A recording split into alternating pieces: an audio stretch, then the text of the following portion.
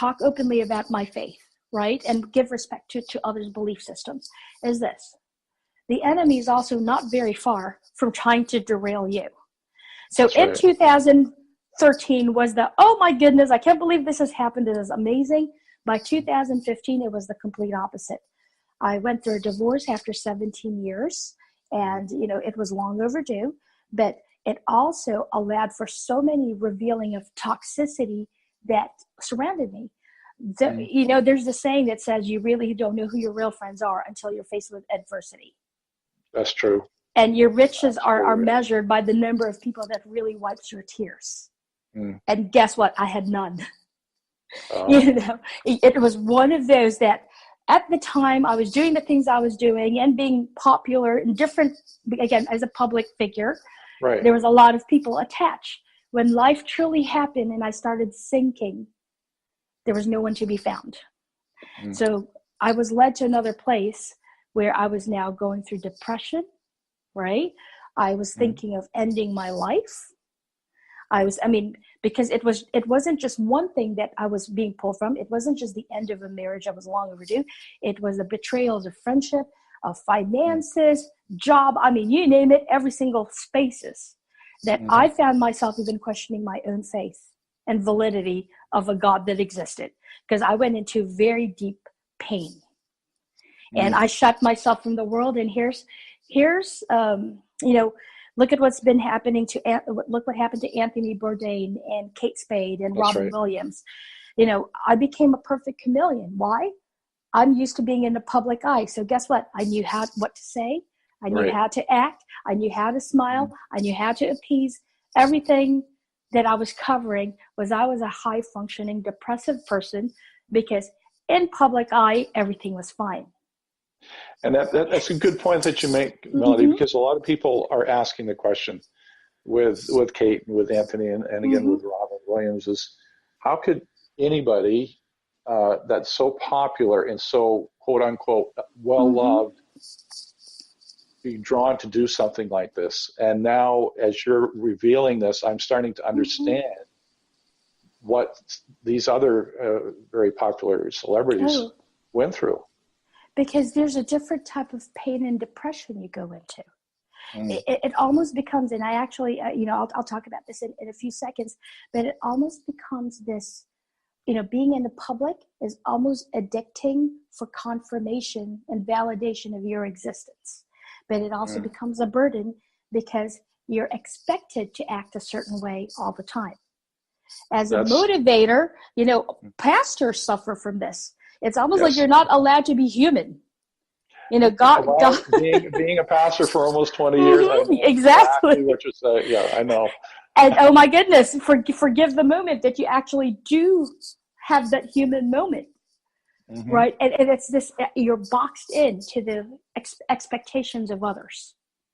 So a quick example is, I was this a number of years ago, but my son was doing something that was not really great, and I kind of lost my cool. He was maybe 20 feet away, and I yelled at him.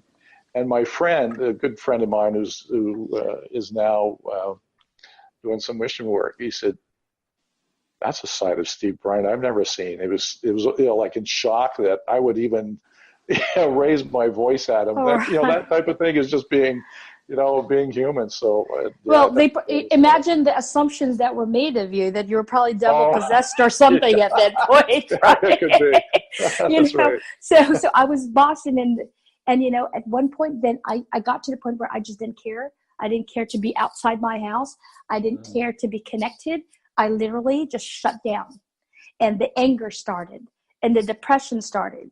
I went to even seek a counselor, and ended up walking out of the second meeting because I called her on every single predictable move I knew she was going to say about me. You know, so I was like, I don't need to hear this from you. So it got to the point where I was very angry at the same God that showed me a miracle just 2 years before and doubted his existence. Well, you know, there's something to be said that he's not going to let you go so far that you'd fall off the cliff. Because here's the second key. So we activated the mustard seed, right?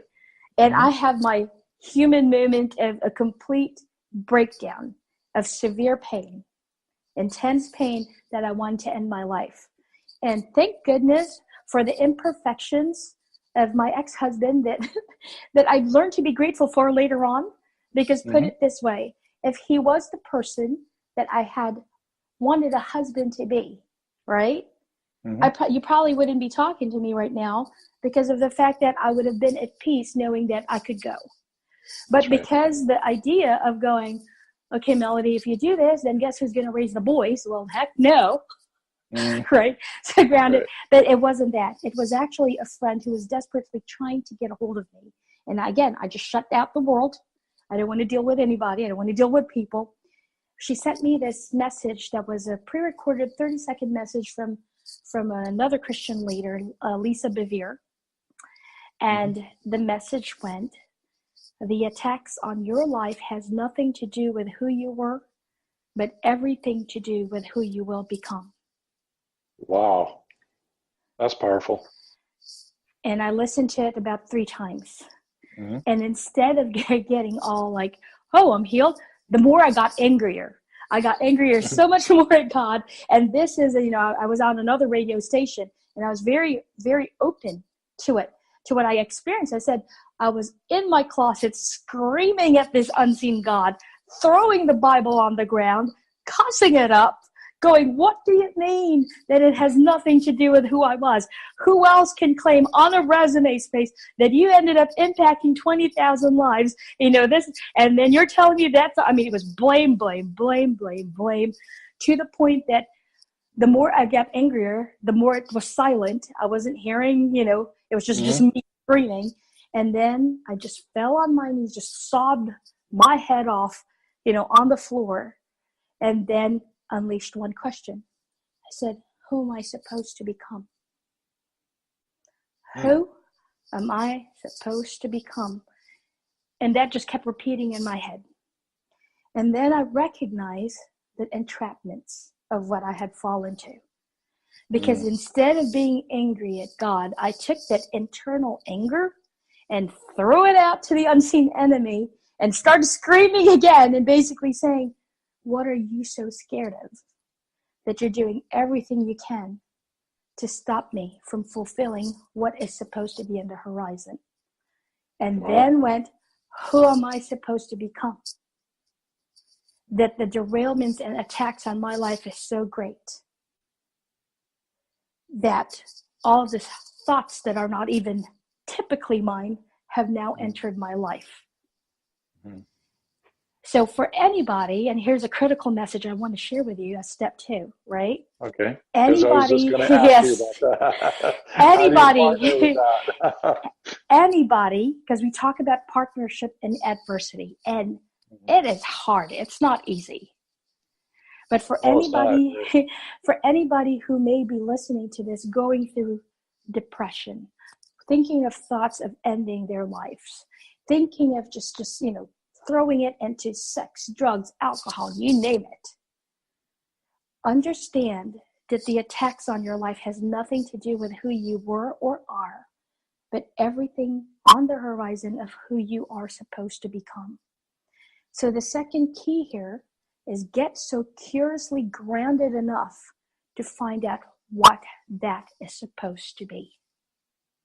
Because see, things will be allowed in the space of your life to shape you, to mold you, to learn lessons from it, so that you can 100% authentically and empathetically use those pain and turn them into purpose of now activating others into their calling, into their purpose, in healing nations. Don't think small scales. Because when I got curious enough and to say, what am I supposed to be? And change my thought process of going, well, if 20,000 was a pretty big deal, what the heck is in the horizon that overshadows this 20,000, right? That I'm being prevented from becoming fulfilled or fulfilling whatever this walk is supposed to be. So again, I was going to say, I think you make a good point there, because I think a lot of times people are who live a good life, who do great things, and adversity comes their way. And the question being, much like Job, Scripture is, why is this all happening to me? I'm living a good life. I'm doing some great things. Why is this happening? And so as you're talking, I'm thinking, that's one of the things that you said was key, was that this adversity is coming my way, as for me as a person of faith, and I know as you, is to shape me into something that for that purpose that I'm supposed to be fulfilling, that he has down the road. That or somewhere along that walk you derailed, so this is now the self-correction. Right. Because I had to learn that too. The blessing becomes in the revealing process.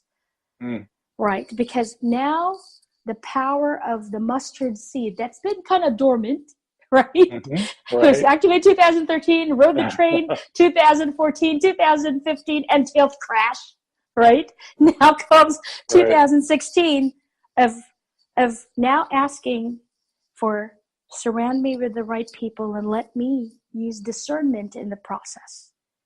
Because I also know that, temptations comes in pretty packages.